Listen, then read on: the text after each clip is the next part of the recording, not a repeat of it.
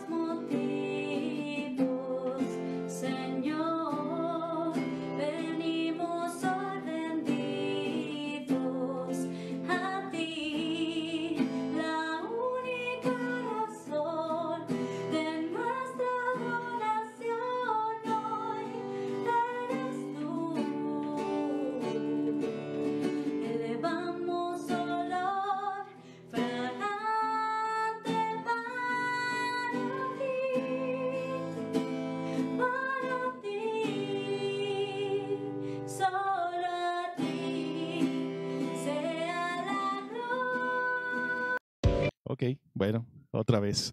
Aquí estamos, bienvenidos. Am, Gracias a Dios que podemos conectarnos, aunque sea con un poco de problemas a veces, pero bueno, gracias a Dios que aquí tenemos a los técnicos que nos ayudan en esto. Y gracias a Dios por la vida de cada uno de ustedes que se conecta. Bienvenidos a este culto.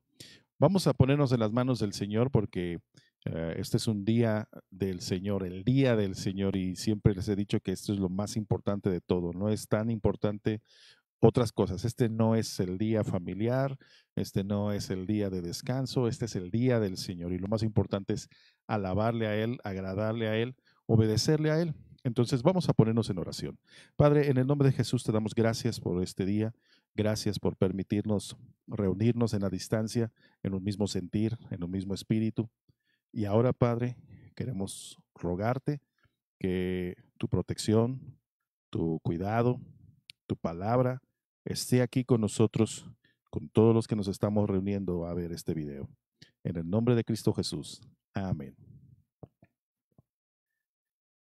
Abran sus Biblias allá en sus casas en el libro de Jonás. Jonás es una historia muy interesante. Por supuesto que todo el mundo ha escuchado la historia de Jonás, aquel hombre que se lo comió la ballena. Bueno, la Biblia nunca dice que es una ballena como tal, pero dice que es un gran pez. Y como no conocemos muchos grandes peces, pues muchos asumen que está diciendo que una ballena, pero no es eso realmente lo que está diciendo. Alguna vez les hice una explicación y les decía que hay otros peces que son candidatos para esto, que actualmente existen y se han descubierto que podría haber pasado.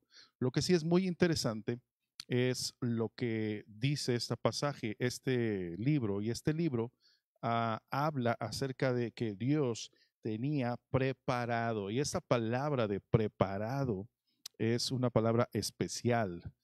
Nosotros sí la entendemos como tener listo algo, pero se refiere un poco más. Probablemente quiere decir que estaba hecho con ese propósito. Eso es lo que se refiere. Así que probablemente nunca sabremos qué especie era el gran pez. No sabemos, pero eso no es lo importante. Quiero que vayas conmigo ahí en la Biblia, el libro de Jonás. Y te estoy dando tiempo para que lo encuentres porque es uno de esos libros que tienen 3 o 4 paginitas y que lo busques ahí en tu casa porque sí existe, te doy mi palabra. El libro de Jonás, ve al capítulo 1 y vamos a leer parte de este capítulo, Jonás capítulo 1. Dice la palabra del Señor. Vino palabra de Jehová a Jonás, hijo de Amitai, diciendo, levántate y ve a Nínive, aquella gran ciudad, y pregona contra ella, porque ha subido su maldad delante de mí.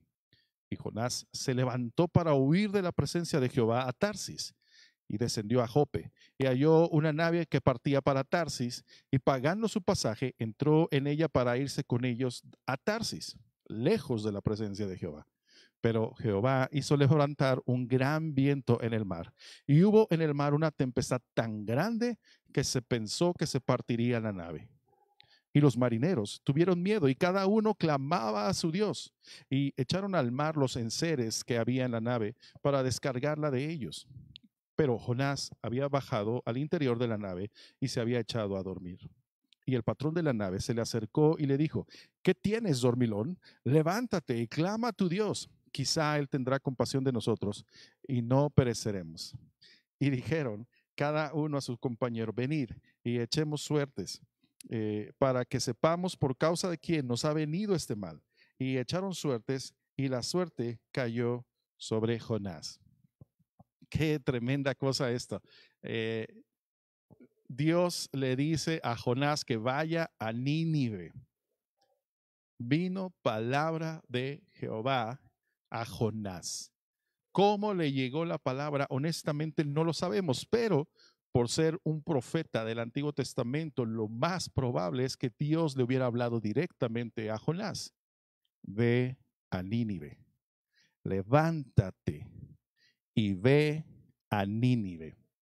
Y es importante el uso de las palabras.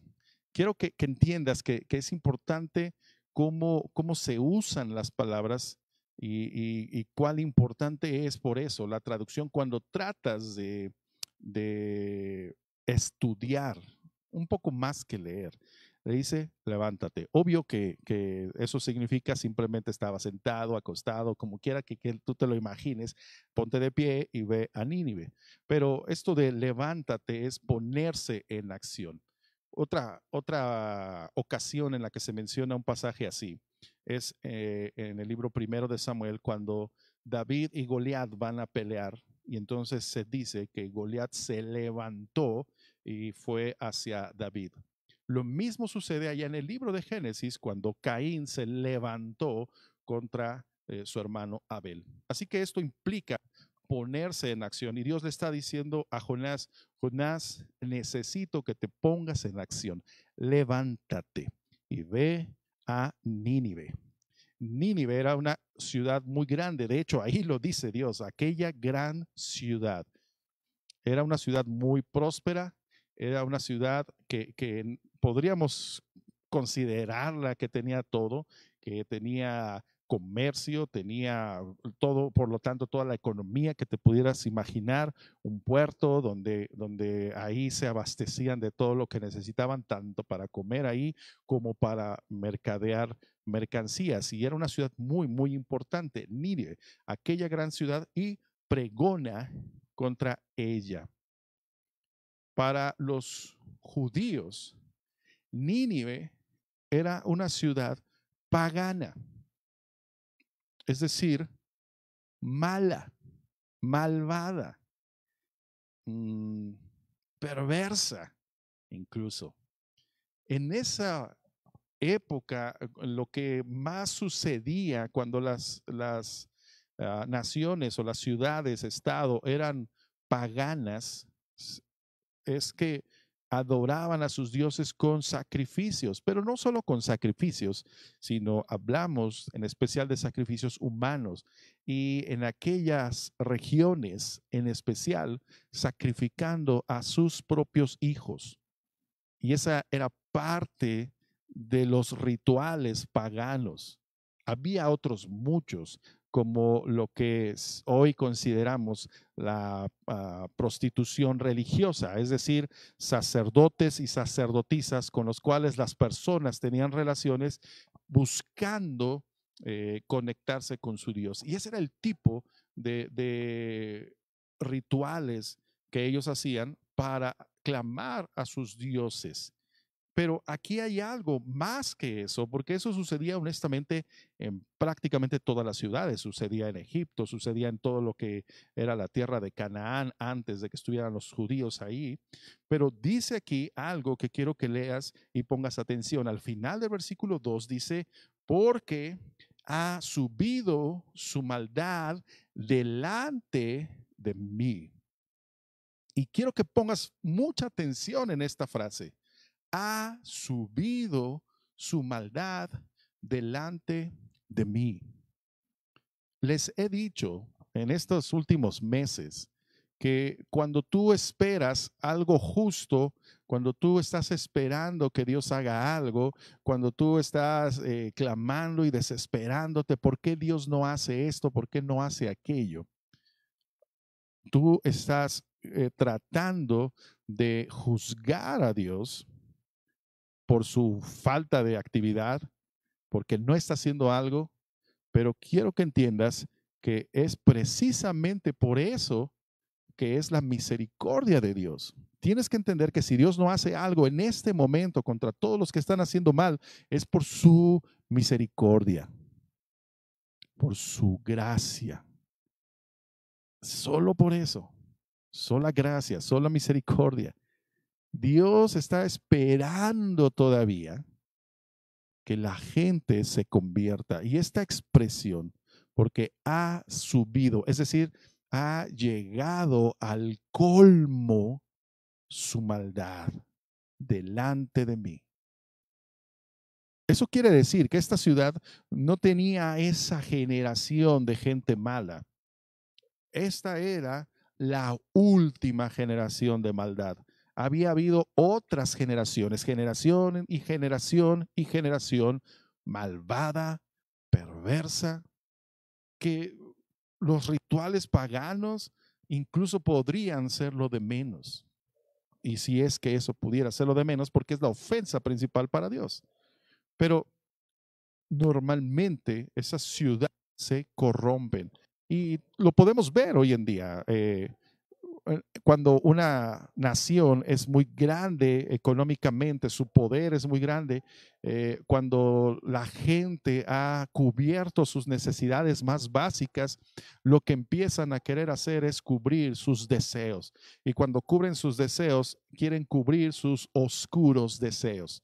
Y así va caminando hacia allá. Y lo vemos en esta generación. Hay naciones en donde hay personas que tienen todo, tienen dinero, tienen lo que quieren, lo que se les puede antojar, y entonces empiezan a querer satisfacer sus oscuros deseos.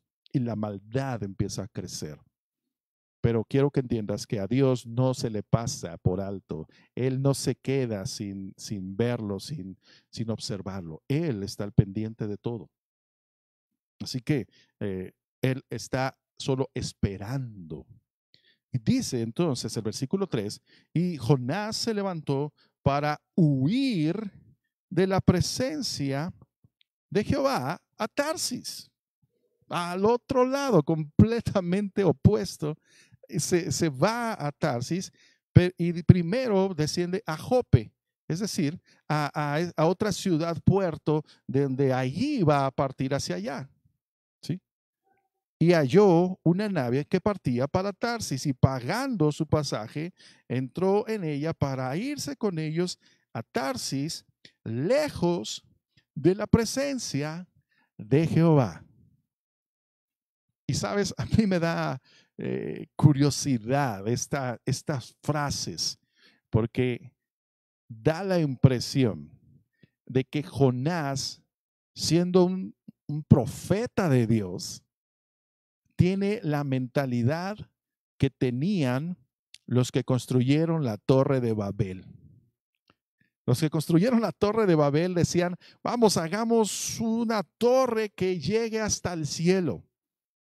Por supuesto, no lo iban a lograr, porque el cielo no es un lugar físico, es un lugar espiritual, en otra dimensión, les digo yo siempre, si lo quieres ver desde ese punto de vista. No es algo que podamos alcanzar humanamente, pero lo mismo está haciendo Jonás. Él está huyendo lejos de la presencia de Jehová. Y entonces ahí es donde uno se pone a pensar, bueno, ¿en qué cabeza cabe? ¿No?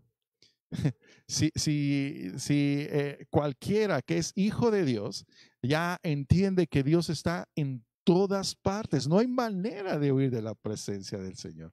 El salmista decía: ¿a dónde huiré de tu presencia? Si bajare hasta el Seol, ahí estás tú. Si subiera a lo más alto, ahí está tu hogar, ahí estás tú. ¿A dónde me voy a ir? Y Jonás está tratando de huir, según él, lejos de la presencia de Jehová.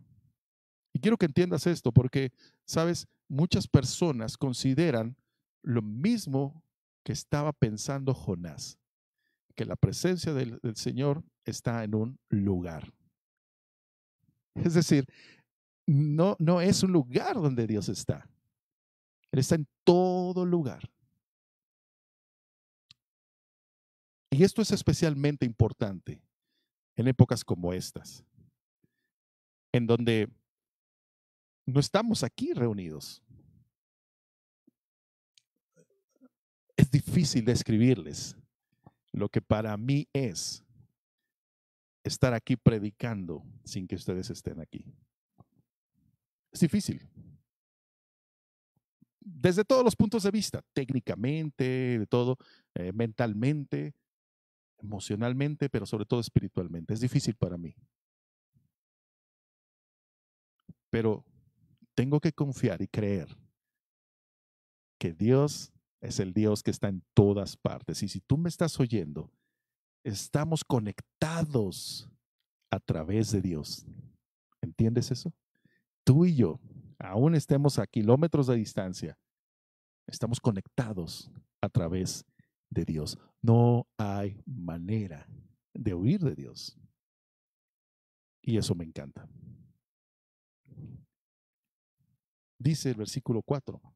Pero Jehová hizo levantar un gran viento en el mar, y hubo en el mar una tempestad tan grande que se pensó que se partiría la nave. ¿Recuerdas que algo así sucedió después cuando Pablo naufraga en su camino hacia Roma? Creyeron que la nave se partiría. ¿Cómo? Bueno, pues porque cuando van sondeando el mar no andan hasta lo más profundo, andan en lo bajito, a menos que sea un transatlántico, pero en aquella época no sucedía. Entonces había riesgo de que entre tantas mareas, oleadas y todo, pudieran de repente pegar en alguna roca abajo y entonces se partiera la nave, o a veces quedaban encallados, encajados en algunas rocas y el viento las movía, el agua las movía de tal manera que se partían. Y eso era pues la principal causa de los naufragios. Lo de menos es que el mar te lleve por donde sea, pero es quedar encallado, clavarte en algún lado, eso es lo verdaderamente peligroso. Y entonces ellos estaban allí en esa gran tormenta que Dios mismo levantó. Y quiero que lo entiendas porque las cosas todas son de Dios, porque de Él y por Él y para Él son todas las cosas. A Él sea la gloria por los siglos de los siglos. Amén. Romanos 11:36. Entonces, esto también es de Dios. Aún esta desgracia, esta calamidad, catástrofe, es de Dios. Y Dios tiene propósitos siempre. Dios siempre tiene propósitos. A Él no se le escapa nada. Y yo no sé qué estás pasando tú de catástrofes, de calamidades, de cosas peligrosas, de cosas que te dan miedo, de cosas que te entristecen. Yo no sé qué está pasando en tu vida, pero sí sé que algunos de ustedes, y muchos debiera decir, están pasando cosas horribles, feas, que no se le desean a nadie. Y los que menos estamos atravesando por esta época de pandemia. Y a veces nos preguntamos dónde está Dios. ¿Sabes que Dios está en los propósitos? Él está en los propósitos. Él está haciendo su obra. ¿Cuál es su obra? Salvación. Salvación. Jonás, si recuerdas la historia, porque no es la primera vez que hablamos de ella, pero si no has oído de esto, al final Dios termina perdonando a esa ciudad horrible, a esa ciudad malvada. Dios termina perdonándola porque ellos se arrepintieron de todo corazón. Y ahí es donde la maravillosa gracia de Dios se hace presente. Ellos fueron tan genuinos en su arrepentimiento que dice aquí la escritura en el capítulo 3 que desde el más pequeño, es decir, no se refiere al de edad, sino se refiere al más pequeña condición, hasta el rey y aún los animales estuvieron en ayuno, en silicio, buscando el perdón de Dios. Y quiero que entiendas que ellos estaban ahí en el versículo 9 del capítulo 3, dice, ¿quién sabe si se volverá y se arrepentirá Dios y se apartará del ardor de su ira y no pereceremos? Ellos estaban buscando una última oportunidad y ¿sabes qué? La encontraron. Dios les dio esa oportunidad. Una última oportunidad. Está bien, porque te arrepentiste, porque vi tu llanto, porque vi tu dolor, porque vi cómo te estremeciste. Te doy una oportunidad. Y sabes que este tiempo es de arrepentimiento. Si algo tienes que compartir con los demás, es que se arrepientan. Que se arrepientan. ¿Por qué? Porque es el momento de entender que todo es de Dios, todo es por Dios, todo es para Dios. Arrepiéntanse de su mal camino, del camino que nosotros como seres humanos hemos construido, tan agobiados por muchas cargas que tenemos, tan agitados por las muchas presiones que nos ponemos, pero tan alejados de lo que Dios quiere que hagamos, buscando nuestros propios deleites, buscando nuestras propias pasiones, adictos a la dopamina, ¿sabes? Porque la dopamina es esa sustancia que segregamos cuando algo nos agrada.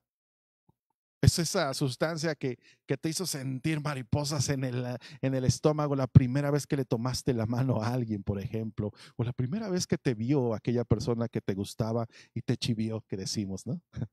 Esa dopamina, esa sustancia que te hace sentir bien, pero estamos tan acostumbrados a ella porque todos los días estamos siendo bombardeados de cosas que nos causan placer. Ves una publicidad y siempre con las mejores imágenes, los mejores sonidos, las mejores voces, todo está diseñado para que tú sientas placer, dopamina. Eso que tú subes una foto y dices, mira, ya le dieron like, mira, ya llevo 100 likes, 1000 likes, 1,000,000 de likes, y eso que te hace sentir que alguien te aprecia, se llama dopamina. Y estamos tan acostumbrados a esa dopamina que nos estamos haciendo insensibles a los verdaderos placeres que Dios nos da. Estamos tan enfocados en nuestro deleite que nos olvidamos de lo verdaderamente delicioso. Mirad cuán bueno y cuán delicioso es habitar los hermanos juntos en armonía.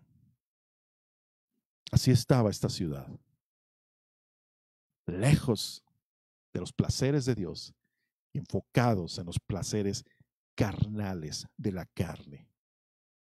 Dice el versículo 5, los marineros tuvieron miedo.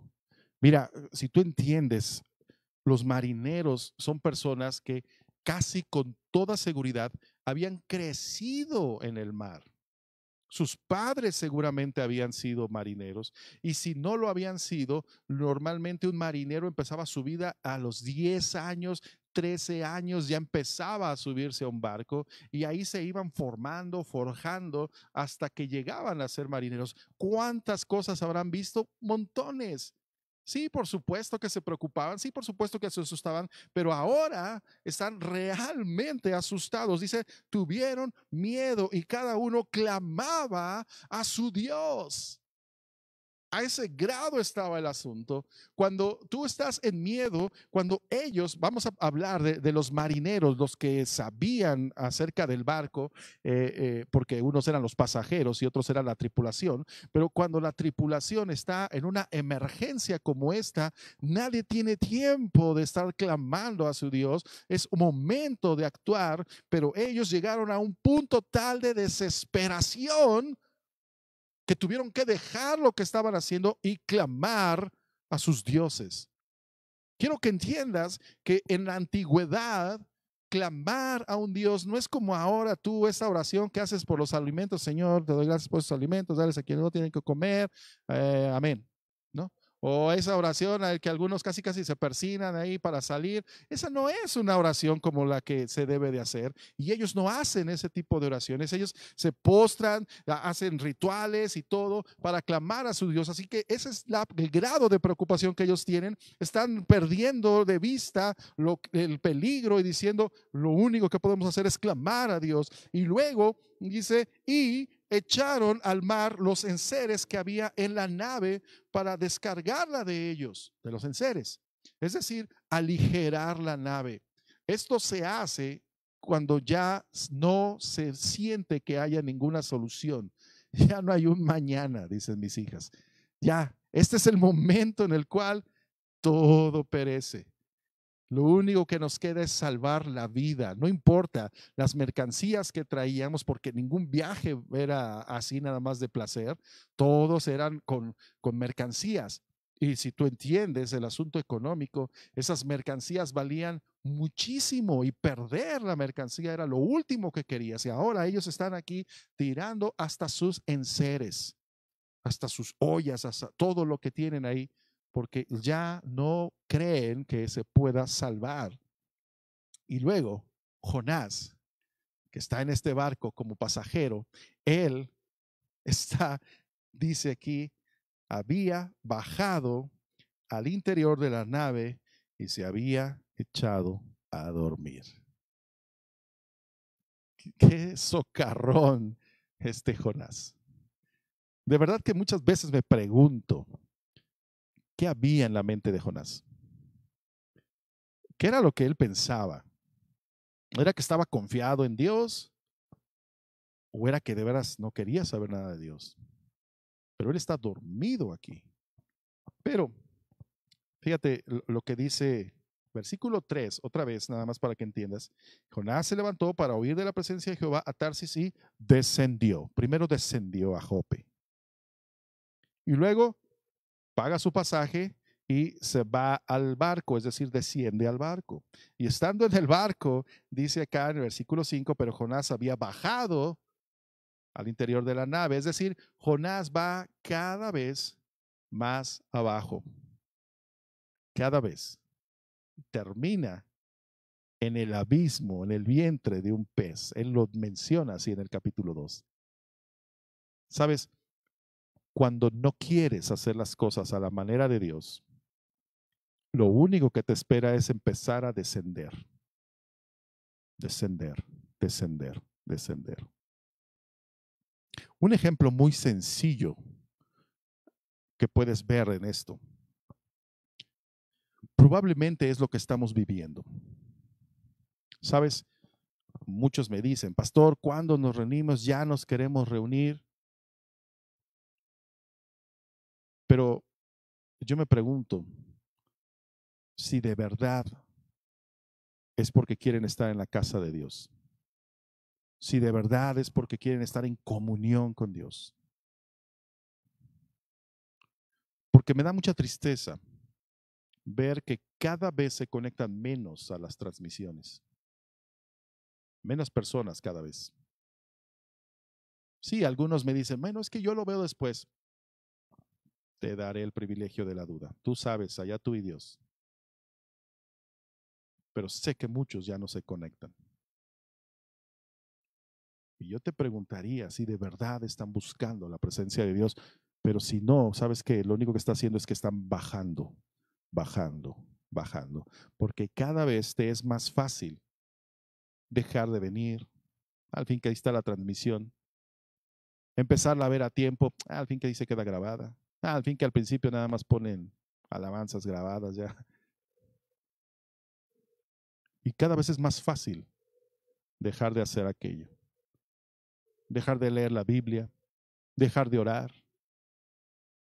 Inténtalo. Bueno, no lo intentes mejor, pero te aseguro que te ha pasado. Si tenías una costumbre de orar o de leer la Biblia, basta un día o dos que dejes de hacerlo para que el tercero, casi en automático, ya no leas, ya no ores. Vas bajando, vas descendiendo. Y cada vez más tus deseos, tus pasiones empiezan a subir, a subir, a subir, hasta que un día lleguen a la presencia del Señor. Ese es el camino que le queda a aquel que quiere huir de la presencia del Señor, aquel que no quiere hacer las cosas como Dios dice.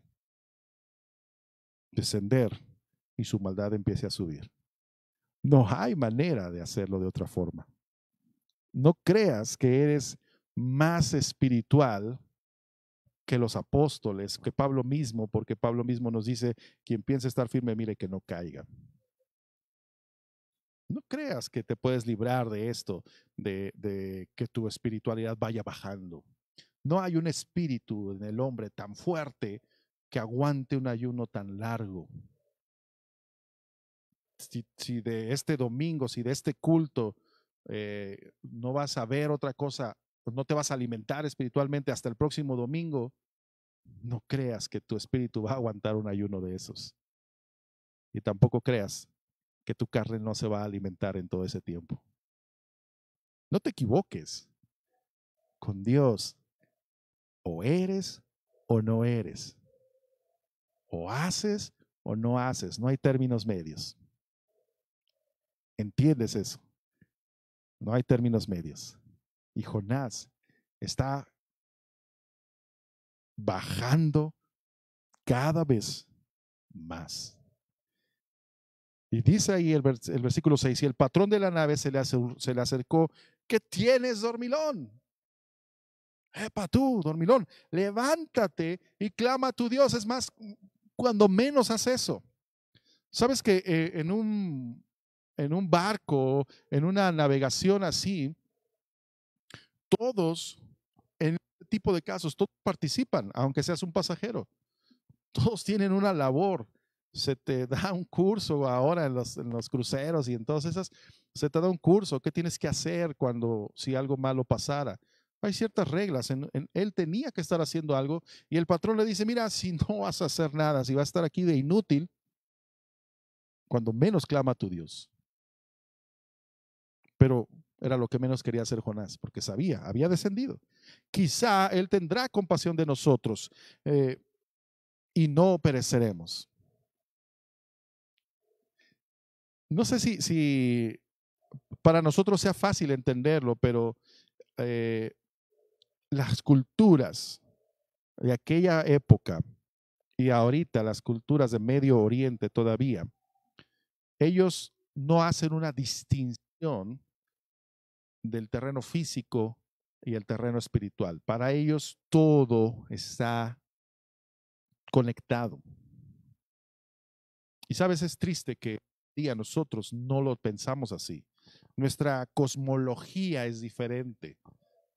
Incluso hasta para hacer las cosas, decimos, es trabajo secular. Es decir, algo que no tiene que ver con lo espiritual. Un día una persona me preguntó, bueno, dos o tres veces, me preguntaron, pastor, ¿y usted trabaja? Es como si ser pastor no fuera un trabajo. Pero tenemos esa mentalidad que lo espiritual es una cosa, lo terrenal, lo secular es otra cosa. Nosotros lo separamos, pero ellos no, para ellos todo era lo mismo.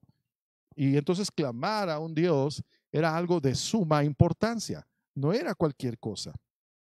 Y dice el versículo 7, porque quiero que lo entiendas porque el versículo 7 tiene con eso. Ven, y dijeron cada uno a su compañero, venid y echemos suertes para que sepamos por causa de quién nos ha venido este mal. Y echaron suertes y la suerte cayó sobre Jonás. Cuando ellos echaban suertes, no es como nosotros que echamos los dados ahí para ver cuánto nos toca avanzar en el turista o en algún jueguito. No, no se trata de eso. Azar, decimos nosotros. A ver qué nos da el azar, a ver si tenemos suerte o no, a ver si soplándole los dados ahí nos sale un número más grande. No es ese tipo de suertes a los que ellos se refieren. Cuando ellos echaban la suerte, era un intento desesperado, era una forma de decir, yo no sé qué, pero Dios debe de saber, cualquiera que fuera su Dios. Ellos así echaban las suertes. Dios debe de dirigir estos dados para encontrar lo que está sucediendo. Dios nos va a hablar a través de estos dados. Esa era la forma más o menos de interpretar esto. Y tan es así que Dios les dice que es Jonás. Estaban tan norteados y Dios es tan bueno porque dice, el que a mí viene yo no le echo fuera. No era la forma de hacerlo, pero Dios lo hace. Y ellos claman a su Dios. ¿Por qué? A Dios, perdón. ¿Por qué? Porque ellos entienden que hay algo más. Entonces le dijeron ellos, decláranos ahora por qué nos ha venido este mal. ¿Qué oficio tienes y de dónde vienes? ¿Cuál es tu tierra y de qué pueblo eres? Y él les contesta de dónde es. O sea, ellos sabían que todo eso no era normal. Hoy en día diríamos que eran personas supersticiosas, pero eran personas que entendían que hay Dios. Hay Dios. Y yo quiero que entiendas hoy que Dios no está jugando a los dados. Nada de esto es por azar. Nada está pasando sin que Dios tenga control. Aun cuando los dados se echen, Dios tiene control. Cuando Jonás les dice, versículo 10 dice, y aquellos hombres temieron sobremanera. Realmente les dio miedo. Ya le tenían miedo a la tormenta, ahora le tienen miedo a Dios, porque saben de cierto Al principio pensaban que era una tormenta, ahora saben ciertamente que hay un Dios contra esa nave. Y le dijeron, ¿por qué has hecho esto? Porque ellos sabían que huía de la presencia de Jehová, pues él se los había declarado. Y luego le preguntan, ¿qué haremos contigo para que el mar se nos aquiete? ¿Sabes? De que aquí la persona más espiritual no es Jonás. Aquí la persona más espiritual es el que tiene más temor de Jehová, de Dios. Ellos no conocían a Jehová, pero sí sabían que hay un Dios. Y quiero que entiendas eso, que hay mucha gente buscando a Dios. No le conocen. Tal vez saben un poco de la Biblia, han oído acerca de él. Pero es importante que entiendas que cuando clamas a Dios, Dios responde. Pero Dios no quiere solo responder. Dios no quiere solo contestarte a un grito desesperado, a un momento de pedir auxilio. Y hay muchos a través de la historia. Yo he conocido muchos personalmente que clamaron a Dios estando en enfermedad, estando en peligro, y muchos desafiaron a Dios. Señor, si de verdad existes, pum, pum, pum, pum, y le piden a algo y muchas veces prometen algo que tristemente a veces no cumplen. Pero cada vez que eso sucede, Dios contesta, pero no es lo que Dios quiere nada más. Dios quiere más que eso. El propósito aquí no era que ellos se salvaran. El propósito no era que Jonás se salvara. El propósito era que Nínive se salvara. Fíjate lo que dice al final de Jonás, capítulo 4. Le dice el versículo 10. Y dijo Jehová, tuviste tú lástima por la calabacera en la cual no trabajaste, ni tú la hiciste crecer, que en el espacio de una noche nació y en el espacio de otra noche pereció. ¿Y no tendré yo piedad de Nínive? Aquella gran ciudad donde hay más de 120,000 personas que no saben discernir entre su mano derecha y su mano izquierda y muchos animales. ¿Sabes? Me apasiona el amor de Dios, la paciencia de Dios, la misericordia de Dios, la piedad de Dios. ¿Cómo no voy a tener piedad de ellos? Hoy en día una ciudad de 120,000 personas es una ciudad pequeña en realidad, pero no en aquella época. En aquella época era una gran ciudad. Acuérdate que ellos no vivían en Infonavit como, como nosotros vivimos ahora, ¿no? En las casitas chiquitas, no, eran casas enormes, eran terrenos grandes, las ciudades eran siempre, no necesariamente palacios, pero sí eran siempre construcciones grandes, eran ciudades muy, muy grandes y tener 120,000 personas eran mucho, pero aun cuando te parezca hoy en día poco, 120,000 personas para Dios son muy importantes. Y no solo eso, ¿te fijaste lo que dijo al final? Y muchos animales. ¿Cómo Dios tiene piedad también de los animales? Dios dice, bueno, ¿cómo los iba a destruir? También ahí hay muchos animales. ¿Tú quieres que yo no tenga piedad de ellos también? Este es el día de piedad. Estos tiempos, estos momentos son el momento de piedad, de clamar a Dios por nuestra ciudad, por nuestro estado, por nuestro país, por el mundo entero. Este es día de ponerse en ayuno, en silicio, en arrepentimiento genuino y en decir, Dios tiene algo importante aún en medio de esta tempestad. Dios quiere salvación. Dios quiere que le conozcan. Porque aquel que le conoce ya no tiene nada que temer. Está preparado para lo que sigue. Y estando preparado para lo que sigue, ya no hay temor. Te quiero invitar hoy a que confíes en ese Dios.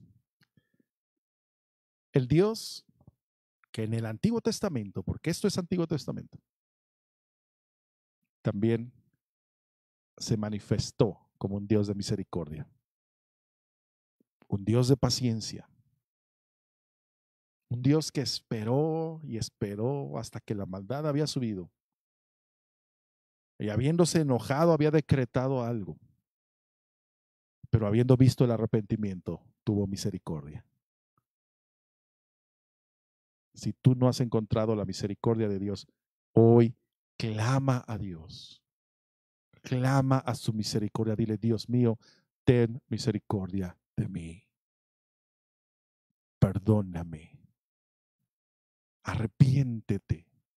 Es decir, deja de hacer las cosas a tu manera. Deja de vivir la vida con tus placeres. Vívela para Él y verás cómo tu vida va a cambiar.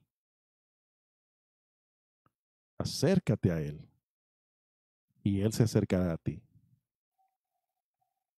Es día de salvación. Es momento de salvación. Deja que Cristo entre a tu corazón y traiga esa paz que solo Él puede traer. Y si tú ya eres hijo de Dios, no hagas como Jonás, descendiendo, descendiendo, descendiendo. Avívate, despiértate tú que duermes y te alumbrará Cristo, dice la palabra. Avívate. Este no es tiempo de descansar.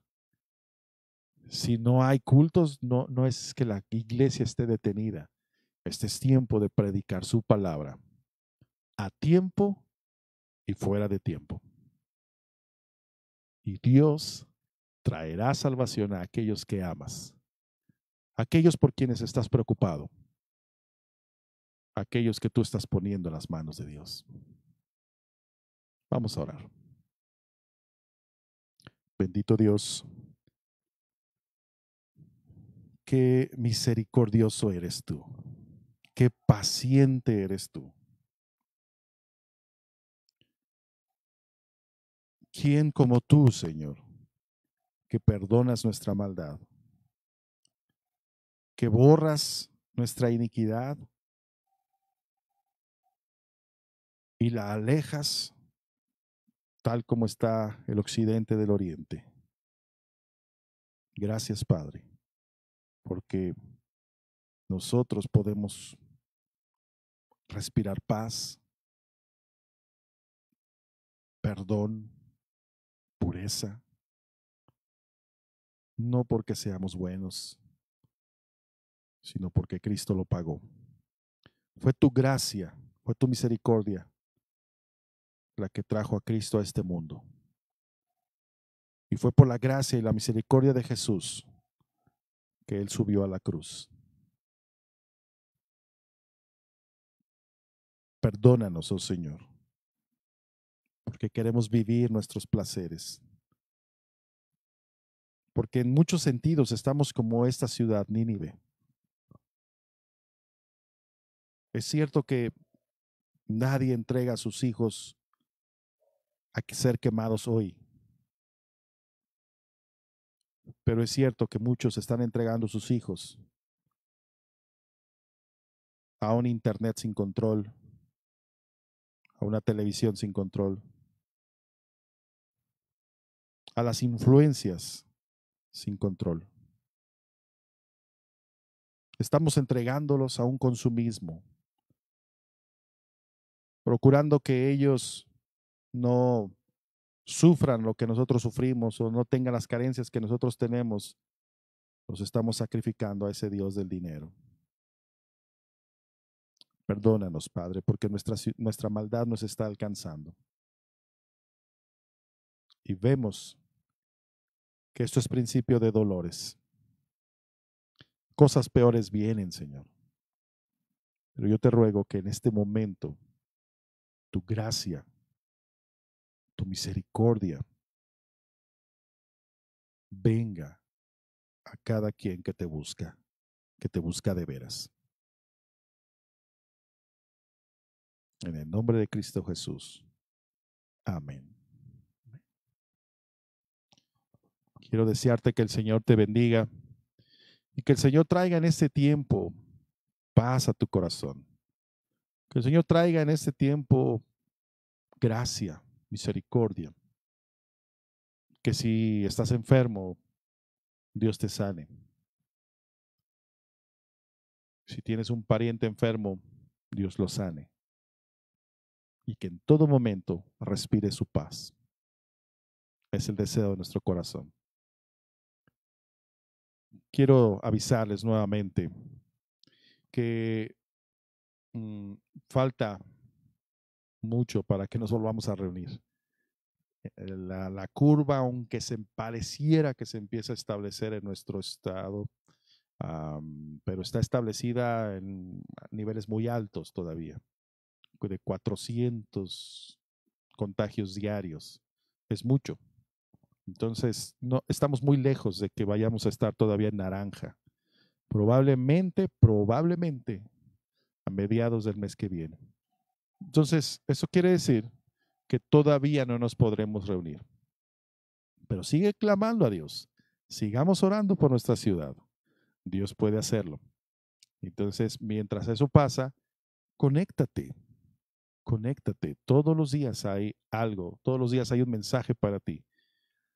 En especial quiero recomendarles mucho el jueves, este jueves en especial. A lo mejor los demás no te han gustado, no lo sé. Ojalá que sí. Pero este jueves en especial quiero recomendarte que te conectes a las 8:30, que dice la Biblia de, si no hay continuación del tema de la semana pasada, que estuvo bueno, vamos a tener otro tema también muy interesante y muy ad hoc con lo que hoy estamos diciendo. Así que síguete conectando, sigue estando en conecte con nosotros, pero en especial a través del Espíritu, en oración, en lectura de la Biblia. Y que Dios te bendiga grandemente. Nos estaremos viendo pronto. Hasta luego.